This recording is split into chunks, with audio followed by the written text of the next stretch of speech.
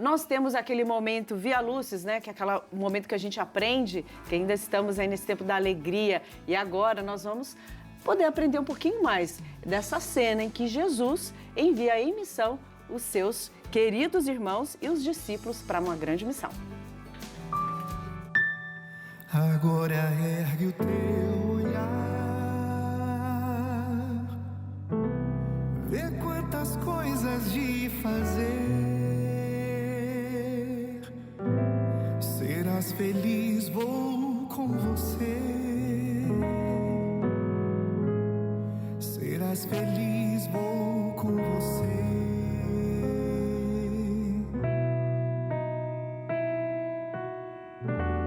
Pela Virgem gloriosa, vossa mãe tão amorosa, iluminai-nos, bom Jesus. Iluminai-nos, bom Jesus. Olha, gente, toda sexta-feira você já tem acompanhado aqui com a gente, desde o tempo pascal, a gente tem um estudo de cada aparição do Senhor, com a participação de convidados estudiosos bíblicos e, é claro, né, para nos explicar, para a gente conversar mais. Hoje eu conto com a presença do professor Denis Duarte, ele é escritor, especialista em Bíblia e ciências da religião. Muito bem-vindo, professor, tudo bem? Tudo bem, obrigado, Dani, obrigado, padre. É sempre uma felicidade estar aqui na casa da mãe. Que bom, ainda mais para a gente aprender, né, Padre Lucas? Com certeza. Coisa boa.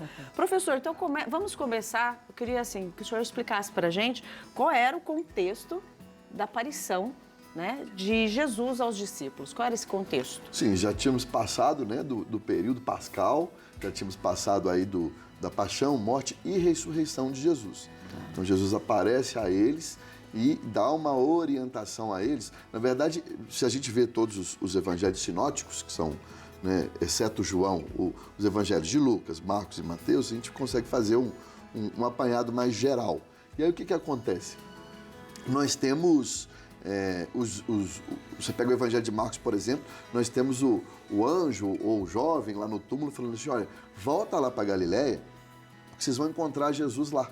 Então, isso acontece na Galileia, e num monte lá na Galileia. Isso é muito significativo, porque no Evangelho de São Mateus, o monte e a Galileia são regiões de discipulado e são regiões, sobretudo, da missão de Jesus. Isso já é um sinal de que Jesus chama os discípulos para a Galileia e fala assim, ó, o lugar onde eu exerci a minha missão, agora nós vamos nos encontrar lá para que vocês também façam a mesma missão que eu fiz. Vai começar tudo de novo.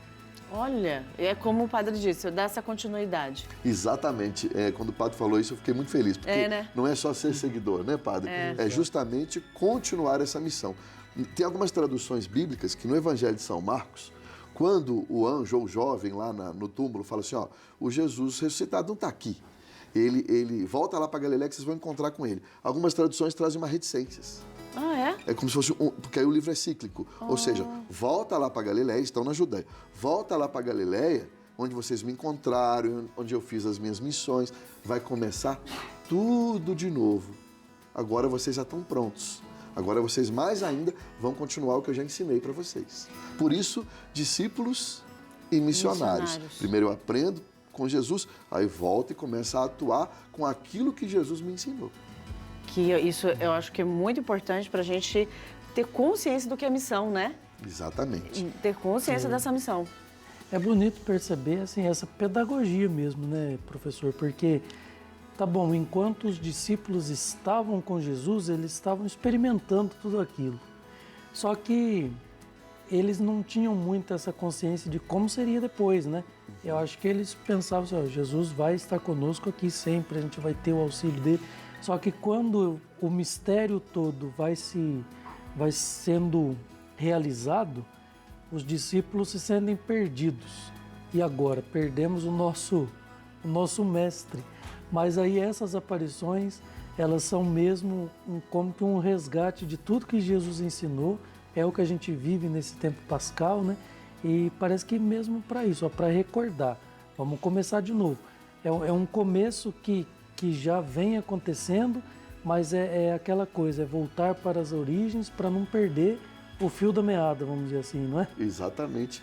E digo mais, padre, a gente falou, preparando aqui para a novena de Pentecostes, para o dia de Pentecostes, quando Jesus a ascensão de Jesus aos céus, os discípulos falaram assim, peraí, mas você está indo e nós vamos ficar como? Era isso, né? Eles não tinham essa imagem, imaginavam que Jesus ia estar o tempo todo com eles. E eles falaram, não, eu estou indo, agora é com vocês. Né? É claro, não vou deixar vocês desamparados. Vou enviar o meu Espírito. E aí eu acho muito bonito isso, quando Jesus fala assim, e Ele vos dará força. Né? Quando a gente tem algum amigo desanimado, alguém chateado, o que a gente fala? Eu vou lá no fulano, dar uma força para ele. Né? A gente costuma falar isso. Vou ligar para fulano para dar uma força. E o Espírito Santo é isso, né? Essa segurança que Deus nos dá de que a gente não está sozinho, que Jesus deu aos discípulos. Ó, vocês não estão sozinhos, é o meu Espírito que vai estar com vocês. Tem hora que você vai desanimar, tem hora que você vai duvidar, tem hora que você vai ficar meio aborrecido, mas vai ter lá aquele amigo, né? vai ter ser tudo. tentado, mas vai ter aquele amigo que fala assim, estou precisando ir lá no padre dar uma força para ele. Né? Nesse sentido, eu acho muito bonito isso que Jesus, tudo bem, agora é com vocês, mas eu não vou deixá-los desamparados, vai ter o Espírito Santo que vai lhes dar força. E quando a gente, porque tem muita fantasia, eu achei muito importante essa reflexão, porque quando fala assim, seguir o exemplo de Jesus, a pessoa pensa, então eu preciso mudar até meus vestimentos, né? Preciso mudar minha forma, não vou andar mais de carro, vou ficar andando só a pé. Sabe aquilo que vai fantasiando e tira a pessoa da realidade? Professor, explica pra gente o que é, como a gente pode realmente seguir essa missão nos dias de hoje. É justamente entender o texto que nós estamos refletindo hoje. Porque o texto que nós estamos refletindo hoje está no Evangelho de São Mateus e que Jesus encontra com eles e fala assim, ide pelo mundo e evangelizai todas as criaturas. Então, é como Jesus que é para fazer isso, beleza. Mas, na verdade, quando a gente estuda a língua bíblica, esse verbo ide, que é o imperativo nas nossas traduções, ou seja, vá, faça, ele pode também ser traduzido, e eu acredito até que seria o ideal, no gerúndio. Indo pelo mundo, evangelizai a todas as criaturas. Ou seja, você indo no seu mundo. Você vivendo. Você indo para o seu trabalho, você indo para junto da sua família, você indo nos grupos sociais que você participa, ou seja, onde você está... Se divertindo. Isso, se divertindo, trabalhando, vivendo em família, na sua paróquia. Onde você está, com as suas características, sendo você, imite a Cristo. Né? Evangelize. Na linguagem também, né, professor? Acho que é importante, né? Utilizar a sua própria linguagem, porque também as pessoas se preocupam muito em repetir a mesma linguagem, tentar colocar aquela linguagem que era mais complexa, mais difícil, e ela não consegue se expressar. É importante também, né? Nós temos ter acesso a isso. Nós temos que usar das características que Deus nos deu. Vamos pegar, por exemplo, dois profetas aqui que foram contemporâneos na Bíblia. O profeta Amós e o profeta Oséias. Eles foram contemporâneos, ou seja, viveram mais ou menos a mesma situação, então tinham o mesmo conteúdo para evangelizar, para profetizar. Só que se você vai ler o livro dos dois, as características deles são opostas. Um é bravo, enérgico, né? Briga. O outro é amoroso. Fala do amor, a partir da história da vida dele, de amor, ele fala de Deus. Ou seja, transmitiram a mesma mensagem porque a mensagem é divina. Mas cada um a seu modo, com as suas próprias características que Deus lhe deu. Não precisou imitar ninguém, não precisou entrar numa moda, mas cada um, dentro da sua realidade, da sua condição, com a sua própria característica, falou aquilo que era a mensagem divina. Isso é bonito, né? Porque Deus fala através do que nós somos, né? Cada um do seu jeito, mas Deus fala a partir de nós, né? E quando o senhor citou aí usando o gerúndio, né? Indo, fazei, né? Eu lembro também de que quando Jesus reuniu os discípulos, e não eram só 12, né? Ele estava lá com uns 72, ele enviou cada um 2 a 2, porque a missão não acontece sozinho, né?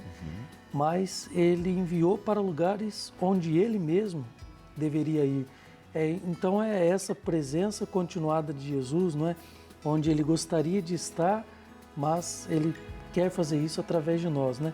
Está aqui a partir de nós, da nossa conversa, do nosso trabalho, tudo que fazemos está lá nos lugares mais distantes do mundo, através, né, de cada pessoa que procura viver o seu ensinamento, o seu amor, ou Ele quer estar onde nós estamos, né? E do jeito que somos, quer falar a partir de nós, né? Isso eu acho bonito porque Deus, Ele não fala de nada de que Ele não viveu, né, em Jesus. Ele não exige de nós nada além do mínimo que Ele fez, né? Do máximo que Ele fez. Exige coisas que Ele sabe que nós somos capazes, porque Ele pediu isso pra gente sendo como nós, humanos, né? Então, colocando mesmo a missão nas nossas mãos, né? Eu acho Deus muito compreensivo e não me foge a palavra aqui agora, mas falar generoso parece pouco ainda, né? Parece pouco. A gente não tem realmente, acho que é uma expressão que a gente não consegue verbalizar, mas a gente não sente, exige mais né, do que nós podemos oferecer, né? Dentro do nosso cotidiano, eu costumo dizer. Da né? nossa liberdade. A vida com Deus tem que acontecer na vida diária.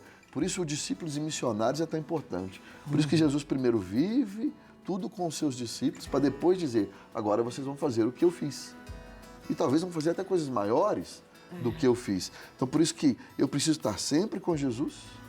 E aí também, eu vou ensinar aquilo, vou repassar, transmitir aquilo que eu aprendi com Jesus. E é uma coisa também, né? Eu não tenho direito de transmitir algo que não seja aquilo que eu aprendi com Jesus. Né? Para não correr o risco também de começar a ensinar coisas da minha cabeça, começar a transmitir coisas da minha cabeça. Então, por isso a importância de estar sempre com Jesus, por isso a importância da vida de oração, né? Da vida em comunidade. Né? O Papa Bento XVI falou uma vez que se você quer se encontrar com Jesus, você tem 3 maneiras sublimes de se encontrar com Jesus. Através do estudo da Sagrada Escritura, que é o que nós estamos fazendo aqui. Tá. Através da Eucaristia, sobretudo na liturgia, Santa Missa. Perfeito. Eu não encontro com o irmão que sofre. Ai, que maravilha. Porque é o amor ao próximo, como a mim mesmo. Né? Essas 3 maneiras. E isso a gente pode viver no nosso dia a dia.